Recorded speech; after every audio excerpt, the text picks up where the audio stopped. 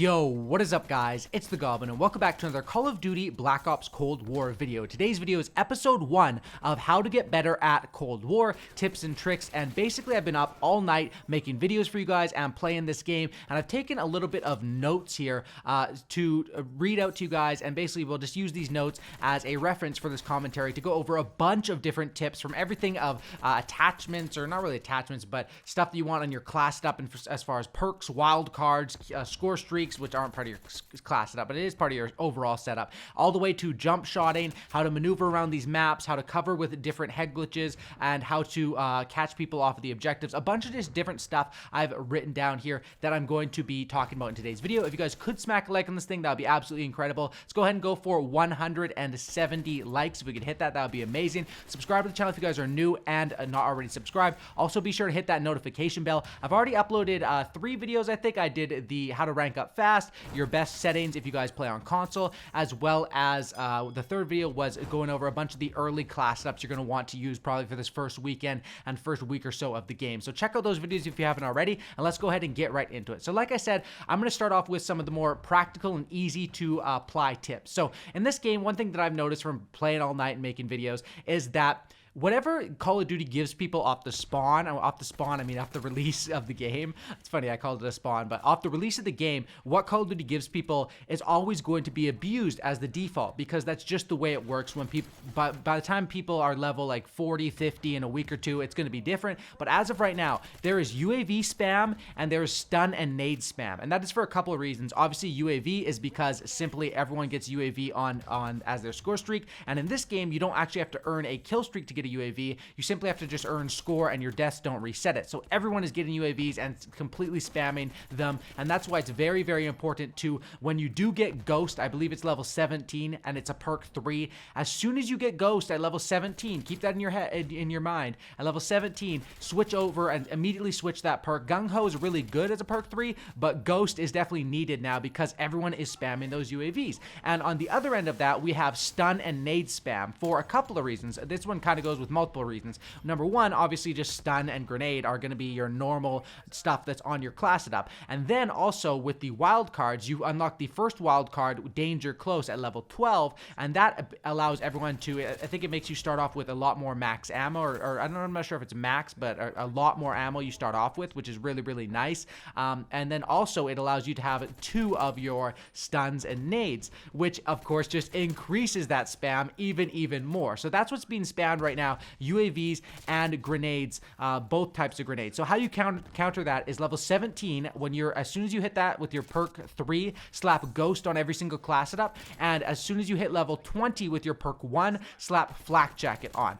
Now once you get to like level 45 and you get that perk Greed where you can run Flak Jacket and Tac Mask, and I don't think you unlock Tac Mask till I think it's around level 32, but Flak Jacket and Ghost, I mean those are only level 17 and 20, and they really eliminate a bunch of the problems you'll have in this game, and you'll instantly just get better overall at everything because you're not dying to people knowing where you are for free and to people just chucking random grenades or random stuff like that. Another tip I would say as far as class setups which you want to rock with is the field mic and the stim shot. These are available to you very, very early and are actually very, very strong for good players or players who want to play this game and challenge gunfights, move around, and stuff like that. I don't know if the field mic's really for moving around, but it can be, because the field mic is you place it down and it sort of just shows you like a portable radar from Modern Warfare 3, but I believe it just shows for yourself. I'm not sure if it shows for the team as well. I think it might just be for yourself. That would be a bit overpowered if it was the team, but the field mic, it just shows you, so you can place that in a corner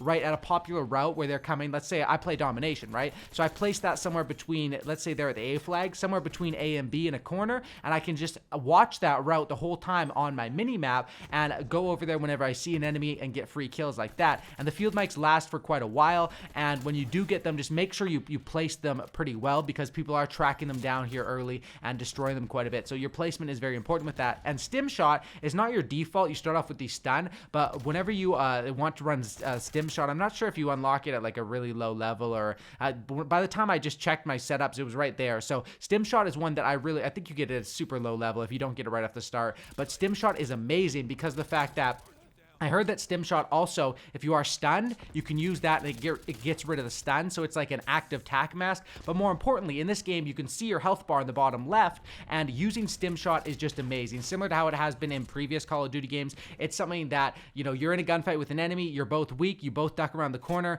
but you have stim shot, you can just pop that, wait for your health to go up, it takes like whatever, not very long at all, and then just charge out and rush the enemy when they're still sitting there. Unless they throw their stun grenade right away and hit you, they're going to be out of luck. And stim shot and field mic are definitely things that you want to use as far as your class setups. And also with secondaries, there's not really much point to run a pistol secondary. Shotgun secondaries go crazy, so you want to slap on a shotgun there, probably the first shotgun, and then when you actually unlock the second one, but I think that's way later down the line, probably switch over to that one. Next, as far as kill streaks go, the 3 default kill streaks, they're not the worst. I mean, UAV and helicopter are great. Care package, I don't really like it at all. And what I would suggest is swap out that care package to basically, you know, some of the good kill streaks like air patrol at level 33. You can counter people's streaks and take them down, but that's a bit later. Counter UAV I'm going to be using a lot, but that's level 41, which is unlocked a lot later. But UAV, helicopter, and then in the middle, the 2 that I've been rocking with are either the cruise missile or the sentry gun. And this depends if it's an open map or a closed map. The cruise missile is really, really fun to use. Reminds me a lot of the Predator from MW2, but even I don't know if it's the Predator had a huge blast radius, but this one has like multiple missiles, so it is pretty cool. And also the sentry gun, of course. If you're the main reason how I choose between these is an open or closed map. On an open map, you can just rock that cruise missile and get, you know, usually get a couple kills out of it each time, at least 2. I mean, I've used it. I think I got 4 one time. I've gotten 3 maybe a couple times. It usually gets me more than 1 kill, I would say, and I'm just playing normal like 6v6.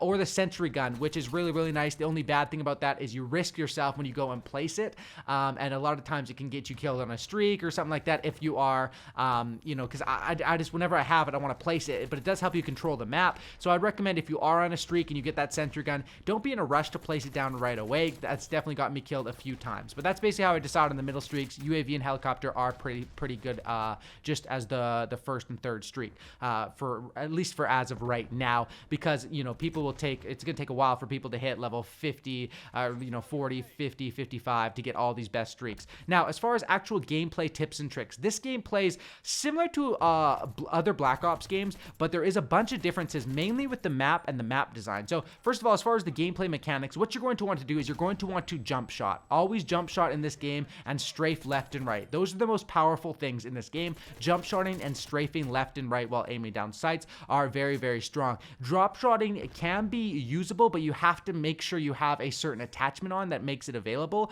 or else when you drop shot, you can only do hip fire. And if you're used to aiming down sights and then you're doing your drop shot, it's going to switch you because your guy's going to put his hand on the ground and it's going to switch you over to hip fire, and it makes you go completely inaccurate unless they're right in front of you for a hip fire. So that's what I'd say as far as jump shotting and strafing are definitely the most important things. Drop shotting you don't really have to worry about in this game unless you have that specific attachment, and that's something you want to go with. Next is pre-aiming and pre-spraying. Pre-aiming has always been important in Call of Duty. Aiming where you think the enemy's going to be, whether that you think they're going to post up on a head glitch on a box, aim right above that box. Whether you think they're just going to come around the corner, you can aim right, you know, mid-center mass or whatever it's called.